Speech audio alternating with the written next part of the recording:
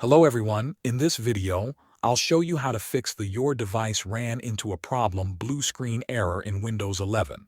Start by turning on your PC. As soon as you see the Windows logo or your computer manufacturer's logo, press and hold the power button for about 10 seconds until the system turns off. Turn the PC back on and repeat the same process. Do this 3 to 4 times. After several failed startup attempts, Windows should automatically open the automatic repair screen. Once you see the recovery screen, click on Advanced Options. First, try Startup Repair. Select Troubleshoot, then Advanced Options, and choose Startup Repair.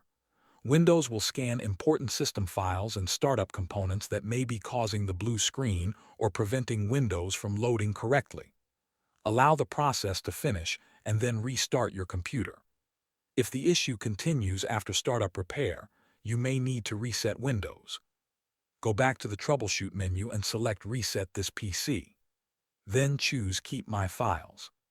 This option removes installed applications and system settings while keeping your personal files stored in your user folders, such as Documents, Pictures, and Desktop.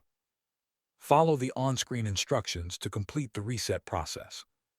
Once finished, Windows will reinstall itself and may resolve the blue screen problem. Thanks for watching.